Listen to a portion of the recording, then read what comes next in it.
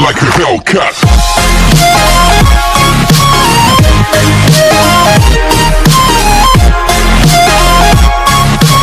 Class fifth. आज हिंदी पढ़ने जा रहे हैं हम पाठ 10 विश्वास। विश्वास सबको साहस व बल देता है। अब हम आ गए नेक्स्ट पेज पर। मैं यह हूँ कि जानकारी का नाम ही विश्वास है। मन को स्वस्थ बनाए रखने में विश्वास अक्सर माना जाता है। विश्वासहीन ही नास्तिक नाम पाता है।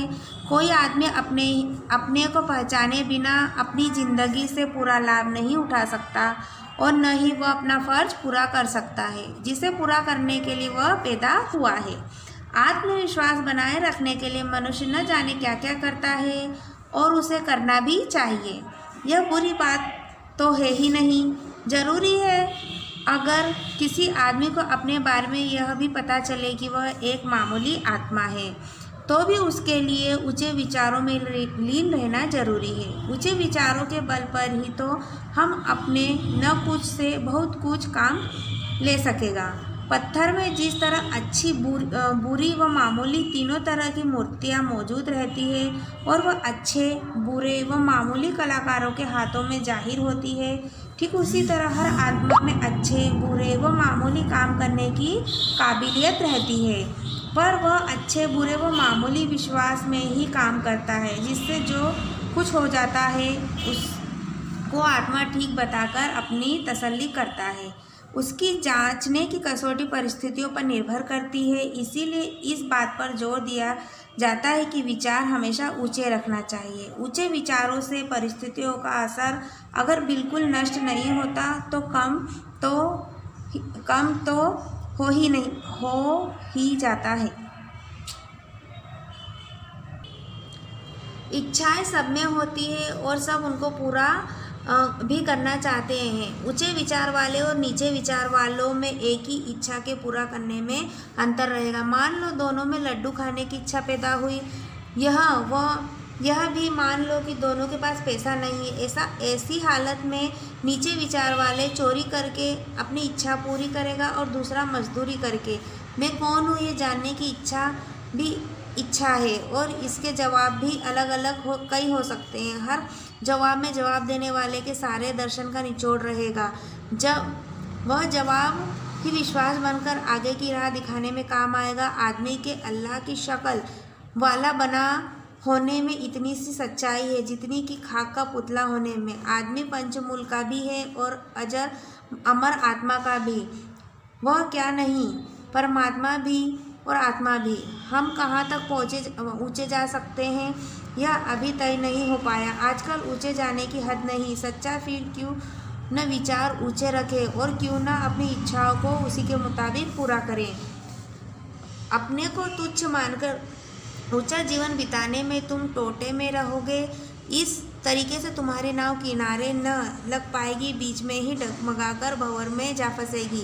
धर्म और अधर्मों में चाहे कितनी ही कमजोरी क्यों न हो, जब जबरदस्त गुण भी हैं और एक अकेला ही कमियों की ओर किसी की नज़र नहीं जाने देता, वह गुण है आदमी अजर मजर आत्मा है, मिट्टी का पुतला नहीं, मनुष्य खुदा का अंश है, हड्डी चमड़े की मशीन नहीं। यह नहीं कि कुछ चीज़ें मिलकर जिस्म बन गया और फिर उसमें मन का कल्ला कूट आया और फिर पूरा साहस आने पर वह आदमी कहलाने लगा। धर्म आदमी की जड़ अनादि अनंत में जमा देता है और उसे सदा के लिए सुरक्षित कर देता है। धर्म आदमी के परमात्मा होने का विश्वास करा देता है। सब बड़े बड़े धर्मों के मैं क्या हूँ के जवाब सुनकर तबीयत फड़क उठती है। तभी तो बचपन से विज्ञान में लगे आदमी बड़ी जल्दी धर्म को स्वीकार लेते हैं। मेरी राय में सब धर्मों का निचोड़ यही है कि विश्वास से आदमी बदला जा सकता है। हम वही हैं जो अपने को माने हुए हैं। अवतार हमारी मान्यता को बदलकर हमें कुछ ना कुछ बना देते हैं। जो विश्वास अवतार हम में पैदा करते हैं, क्या वह हम अपने आप में पैदा नहीं कर सकते? क्यों नहीं कर सकते? जरूर कर सकते हैं। कैसे? दो तरीके हैं, विवेक से और त्याग से। विश्वास के दो पहलू होने से ये दोनों एक ही हैं। जीवन के तूफान में जगमगाता आदमी अगर अपने पांव जमाना चाहता है तो आंखें खुली रखें और उन्हें गुणों को अपनाएं जो आदमी के अपनाए जाने लायक हैं। उन्हीं उद्देश्यों की ओर दौड़े जिन पर पहुंचकर उसकी आत्मा खुशी का भोजन पाएगी।